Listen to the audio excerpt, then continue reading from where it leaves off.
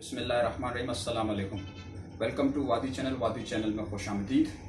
अच्छा दोस्तों, आज का जो मेरा टॉपिक है जो इंसानी ज़िंदगी के लिए बहुत ही इंतहाई अहमियत का आमिल, जिसके बगैर ज़िंदगी नामुमकिन है, वो है पानी। और ये टॉपिक सिर्फ कराची के लिए है क्योंकि पानी के लिए सिर्फ कराची के लोग तरस रहे हैं। 3 करोड़ की आबादी को जो पानी मैसर होता है, जिसमें लाइन लॉसेस वगैरह मिला के अमूमन जो हमारे पास जो हमारा जो सेंक्शन असाइन है 600 से ले 550 मिलियन गैलन पर डे से 600 मिलियन पर डे के हिसाब से, उसमें से भी हमें कितना मिलता है आप लोग बखूबी जानते हैं। लेकिन इस बात को दोबारा एक बार फिर लोगों को आसान अल्फाज में बताने का मकसद ये है कि अभी तो फ़िलहाल सर्दियाँ हैं, अपकमिंग जो गर्मियाँ आएंगी, जो पानी के मसाइल दोबारा होंगे, रोड बंद होंगे, एहतजाज होंगे मुख्तलिफ इलाकों में। सो उसी सिलसिले में अभी भी गवर्नमेंट के पास टाइम है कि इन चीज़ों को कवर करने के लिए मैं हमेशा अपने प्रोग्राम में मिसालें इस वजह से देता हूँ कि वो दुनिया के दूसरे ममालिक चल रहे होते हैं। मैं इस वक्त जो मिसाल दूंगा मशरिक़ वस्ता की मिसाल दूंगा। सबसे पहली बात,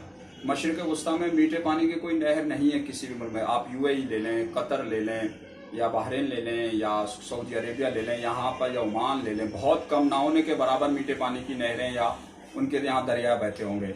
लेकिन वहाँ आज तक कभी पानी का कोई प्रॉब्लम नहीं हुआ, कोई मसाइल हुए नहीं, क्योंकि उन्होंने समंदर किनारे ट्रीटमेंट प्लांट लगाए हुए अपने। सो उसी लिहाज से वो लोगों को पानी प्रोवाइड कर रहे होते हैं। वहाँ पे कभी भी कई लोग दुबई हो चुके हैं या दुबई नहीं सऊदी अरबिया जाते हैं, वहाँ पर उन्होंने आज तक कभी कोई कंप्लेन नहीं की वहाँ पे पानी नहीं आता उनके पास।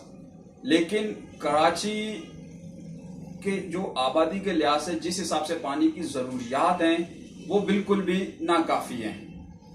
आधे से ज्यादा कराची पीने का पानी खरीद रहा होता है।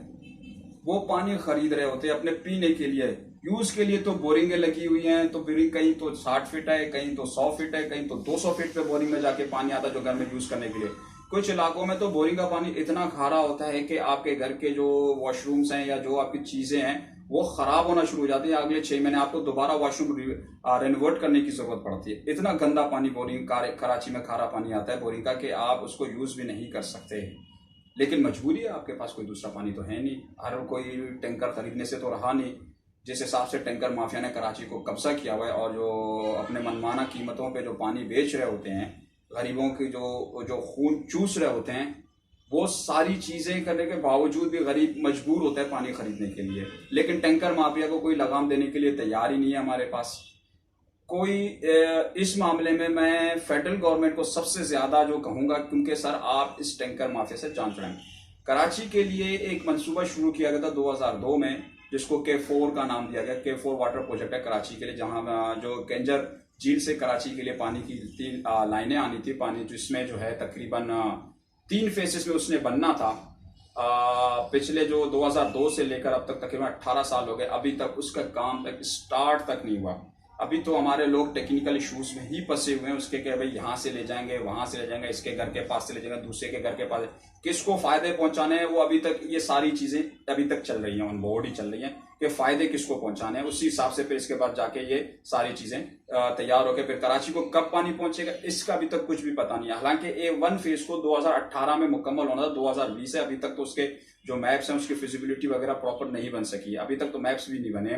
यहाँ तक कि नवंबर 2020 में वाटर एंड पावर डिवीजन ने वहां विजिट किया, FWO समेत। उन्होंने सीरियस टेक्निकल इश्यूज बताए हैं इस प्रोजेक्ट के ऊपर। अभी वो टेक्निकल इश्यूज कब तक सॉर्ट आउट होंगे, नवंबर 20 में उन्होंने विजिट किया है। सो अभी तक कुछ पता नहीं है वो कब तक सीरियस टेक्निकल इश्यूज सॉल्व हो जाएगा कराची को पानी। असल में उस प्रोजेक्ट में से कराची को जो है 3 हिस्सों में पानी मिलना था।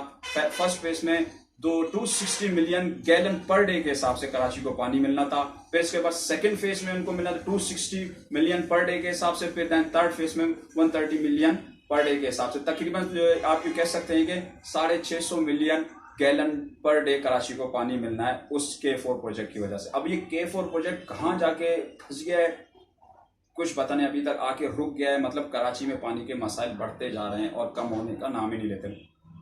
हर साल कराची में बारिशें होती हैं और पिछले साल तो आप लोगों ने देखा बहुत तूफानी बारिशें होंगी। DHA का इलाका तकरीबन बहुत सारे इलाके हमारे डूबे थे, कई के फिट पानी रहा। स्पेशली जो नया नाजमाबाद कह रहा है कई दिनों तक वो पानी में डूबा रहा। उसकी वजह से पानी का लेवल थोड़ा सा, जो जेर जमीन कराची में पानी का लेवल वो थोड़ा सा बढ़ जाता है। लेकिन जैसे हमारे बोरिंग तो फिर दोबारा लगना शुरू, तो पानी तो है ही नहीं ना कराची में, लोग तो टैंकर के ऊपर चल रहे हैं और हर इलाके के टैंकर के रेट्स अलग हैं। और वो पानी भी कैसा आता है टैंकर का, सिर्फ अब यूज करना पीने के लिए, तो पूरा कराची ऑलमोस्ट तकरीबन पानी खरीद रहे होते हैं गरीबों के अलावा, जो बेचारे खरीद नहीं सकते पानी, तो वो गदला पानी, गंदा पानी, जो भी उनको मैसर है वो उसी को लेके अपना गुजारा कर रहे होते हैं। इस प्रोजेक्ट के हिसाब से तो अब ये कब तक शुरू होगा, शुरू होने के बाद कहाँ से गुजरेगा, कब खत्म होगा, दूर दूर तक अभी तक कुछ पता नहीं है कराची। और इस प्रोजेक्ट में 50-50% की शेयरिंग है, 50% प्रोविंशियल गवर्नमेंट है, 50% फेडरल गवर्नमेंट है। अब फेडरल गवर्नमेंट और प्रोविंशियल गवर्नमेंट यहाँ किस हिसाब से कहाँ जाके फंस गए। सर खुदारा इस पानी के मसले को जल्द से जल्द सॉल्व करो कराची के लिए। कराची में पानी की किल्लत का खर्चा, अब दोबारा गर्मियां शुरू होने वाली हैं, जिस हिसाब से अभी लोगों को चीखना शुरू कर देंगे, चिल्लाना शुरू कर देंगे कराची के शहरे पानी के लिए, सो वो नाकाबिले बर्दाश्त हो गए, फिर दोबारा एहतजाज होंगे। 3 करोड़ की आबादी के लिए पानी के कोई जरिया नहीं है। अगर आप K4 प्रोजेक्ट तो 18 साल में शुरू नहीं कर सकते, कम से कम फेडरल गवर्नमेंट ये तो कर सकती थी ना कि भाई एक ट्रीटमेंट प्लांट लगा दिया जाए। इन 18 सालों में मेरे ख्याल में 3 से 4 ट्रीटमेंट प्लांट लगाए जा सकते थे कराची के अंदर। जो हमारी साहिली पट्टी, इतनी बड़ी साहिली पट्टी है, इवन कि आप कराची में केनब के पड़ोस में जाके एक ट्रीटमेंट प्लांट भी लगा सकते हैं, जिससे कम से कम लोगों के घरों के इस्तेमाल के लिए तो पानी मिल सकता था कराची वालों को। इतना मुश्किल भी नहीं है, जैसे कि मिडल ईस्ट के ममालिक ने लगाए हैं तो हम भी लगा सकते हैं, कोई मुश्किल नहीं है। आप उसके लिए टेंडर इशू करें, आप इंटरनेशनल फर्म्स को बुलाएं।